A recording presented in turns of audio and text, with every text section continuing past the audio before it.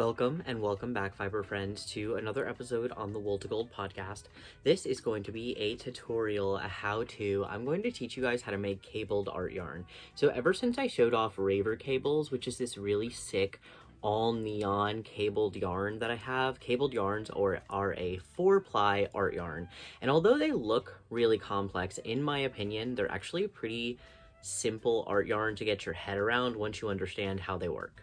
I think the easiest part about cabled yarns is that they start in a really straightforward manner. Essentially, you just need to make two separate 2-ply yarns, like normal classic 2-ply yarns. So essentially, we have everything we need to make a cabled yarn already right in front of us. We have two different sets of Z-twist singles that I'm going to ply together to make just a normal 2-ply. Again, it's going to look very average when you're starting this process. However, once you ply those two plies together, you're going to achieve the cabled effect.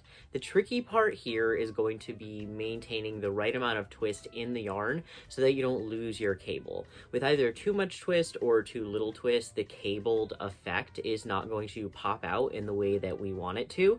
So that's why too I spun some very dark singles and some very light singles so I can show you guys what that actually looks like up close. This was, again, highly requested ever since I showed off that cabled yarn on all of my platforms, and I've been wanting to do more how-tos, more tutorials. I have some other art yarn tutorials coming up, some boucle tutorials, but I wanted to get this cable yarn out because I wanted to do another mini skein of cable yarn. So I have some white BFL singles and some teal merino singles simply because that's what I had lying around. And again, these are both Z-twists, but if you want to start with two S-twist singles, that is also okay. You're just going to reverse the plying directions, but nothing else is really going to change about how you make this yarn. Before we get to it, the one note that I have before you start plying your singles together into just like a classic 2-ply is to make sure that this is not a loosely plied yarn. Please make sure to add enough twist into the 2-ply. I'll show you guys my 2-ply so you can see how tightly I have it twisted, just because this will help us when we want to get that cabling effect later. So I wanted to show an example of what I mean by like a loosely plied yarn. This yarn is extremely loosely plied together. I'm going to try to bring it a little bit closer up to the screen, but it's just, you can almost like pull it apart. Like it's really not holding together. And I know obviously this isn't a finished yarn, but this ply angle is just not, in my opinion, the easiest type of 2-ply to work with when you're trying to make a cabled yarn. Instead, I would try to get it up to like probably around this point. Just a little bit more twist in there.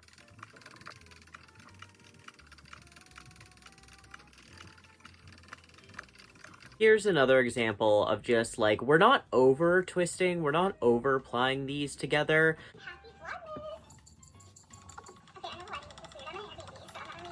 Or a good place to film this, but anyway, the Vlogmas series is going to be me crocheting all of my gifts for family members this year, and they're basically just going to be a bunch of crochet with me's or knit with me's or sew with me's, kind of Vlogmas style. So in every video we're going to be making something, and for this video it's not a present, this one's more for me, but I want to make a bow garland.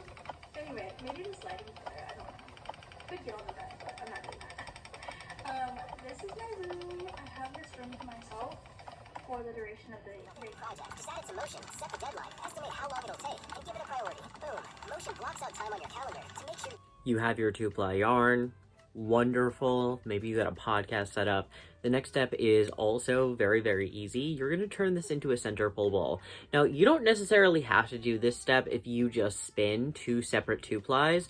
For the sake of time and just sort of showing you guys kind of how easy it can be to experiment with art yarns, even if you don't want to make a giant skein, you just kind of want to dip your toe into making something a little funky, maybe see how you feel about it. I just want to show exactly how easy it is to mess around with something like this. So again, if you want the most consistent results and you want the largest skein possible, obviously you're going to want to ply from 2 separate bobbins fully loaded with 2-ply singles.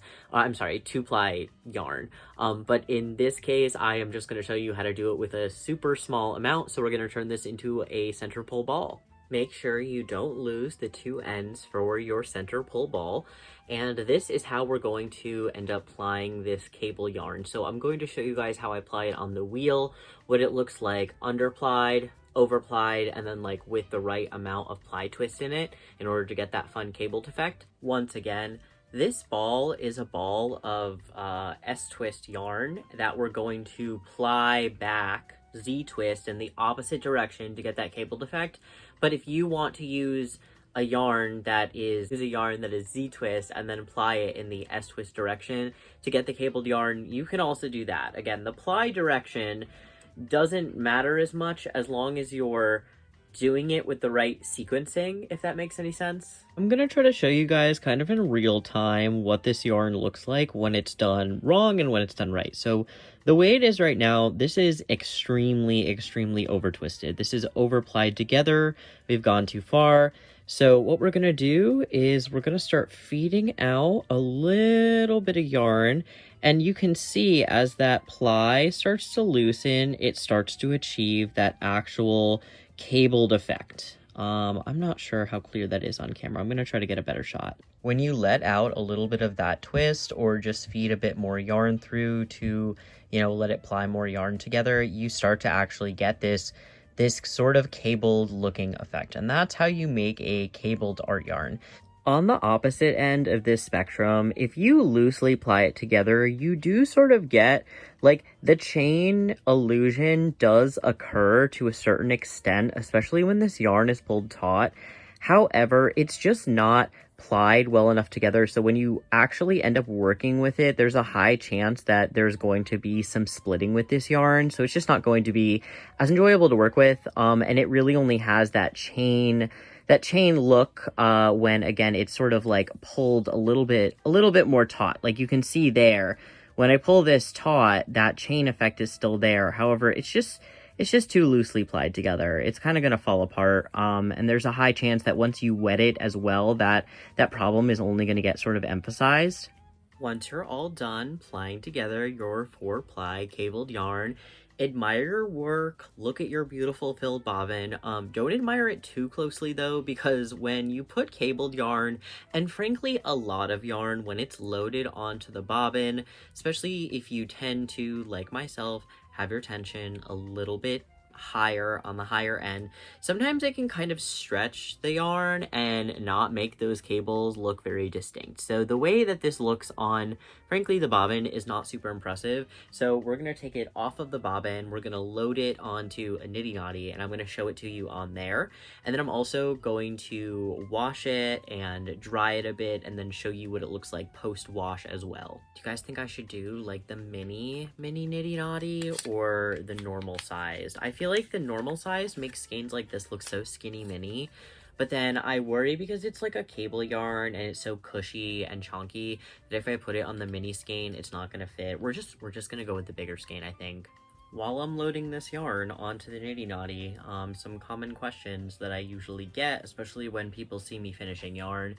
Do I have to wash my yarn? Do I have to finish my yarn? You don't have to do anything. I'm not gonna come to your house and like make you dunk the yarn in the water. You just need to understand that, when you don't swatch test and you finally block something out and it becomes jumbo, imagine that like tenfold because you didn't finish the yarn.